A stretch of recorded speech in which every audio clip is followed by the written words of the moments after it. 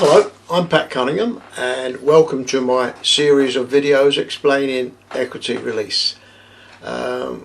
We've covered a lot of things in this series of videos and I hope you've been following them. And one thing that's very clear to me is that there are a lot of misconceptions and there's a lot of myths which are around at the moment concerning equity release in general. Some of them are based on things that happened years ago, but it's not the case now, and I'm going to talk today about myth busting, about getting rid of these myths and explaining how it is so that we can clear these things up. Okay, so I'm going to do five myths today. Mythbuster number 1. Okay, I'll end up owing more on my house than it's worth, and I'll leave a big debt to my children. Myth. You've seen, if you look at safeguards and guarantees in the video, that's not going to happen. As long as your lender is a member of the Equity Release Council, there is an absolute guarantee, no negative equity guarantee. The debt cannot now be more than the value of the house. That's absolutely sure. So look at safeguards and guarantees. We explained in compound interest how with high compound interest how quickly this roll-up could happen, and the property could get into negative interest. Remember that today, it's July 2020 at the moment, we have interest rates of 3% or even less. So you can see, look back on the videos, you'll see the slow build-up of roll-up. It's very, very unlikely it would ever get to that situation, but if it did approach that situation, there is no negative equity guarantee as long as you are with a lender who is a member of the Equity Release Council, and we've already told you to do that. So let's bust that myth straight away. So that was number 1. Right, myth number 2. Let's have a look at myth number 2. Okay, we are pensioners and we can't afford this. We can't afford to make payments the rest of our life. We've already been paying a mortgage. We're not going to go into it again, and we can't keep paying bills. You don't have to. We've already said quite clearly, we look at the lifetime mortgages or the home reversion plan, whichever one. With the home reversion plan, there are no payments. That's quite clear. With the lifetime mortgage, it is your choice. You can pay the interest, you can pay a partial interest, or pay none at all. So you don't have to pay for the rest of your life. In fact, you can go through the rest of your natural life without having to pay any payments whatsoever. The interest will roll up, and we've covered that. And look at the compound interest video I did.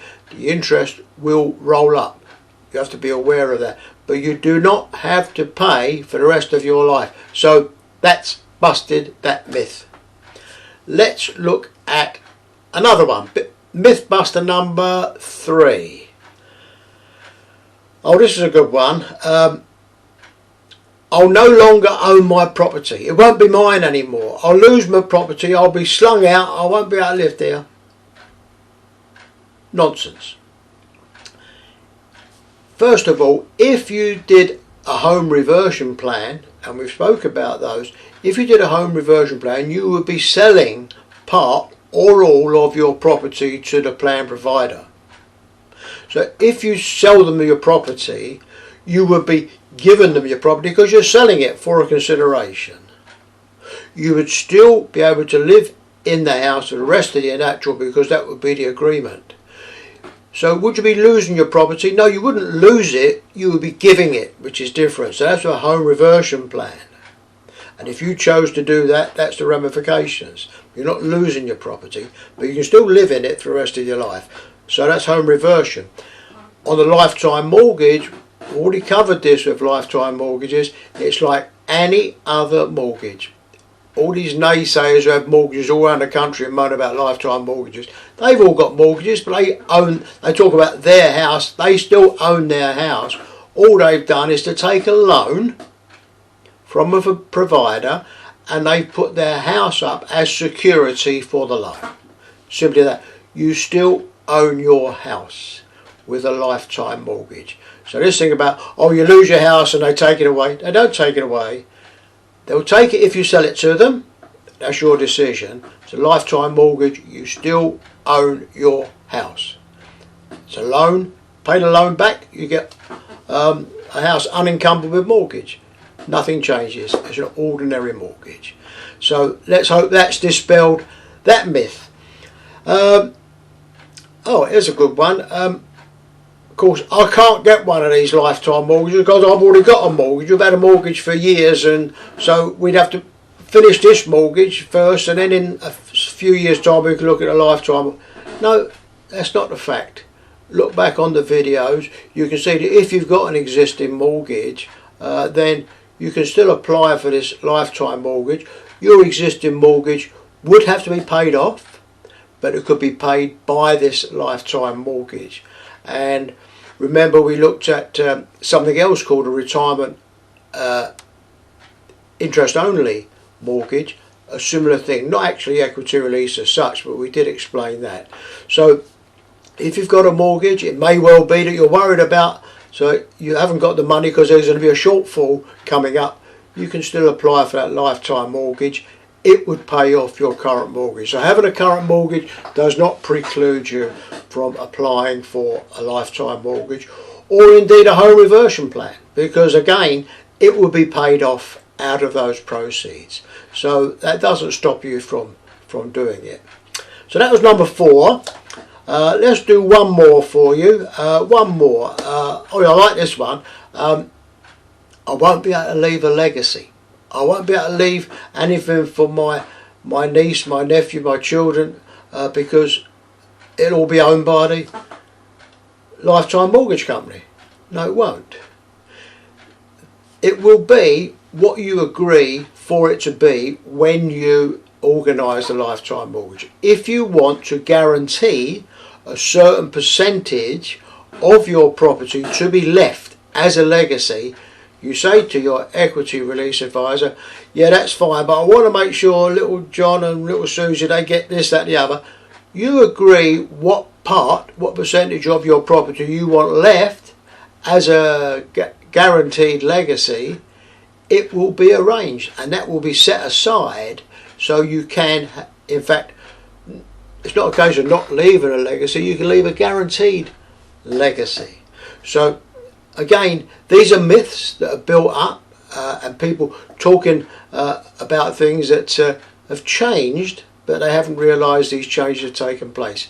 Yes, there were some bad things happening. That's why equity release became regulated, and again why people have to be specially trained and take a specialist examination to be equity release advisors, because they understand that people that they're dealing with are elderly, and some may be vulnerable and may find it difficult to understand these things.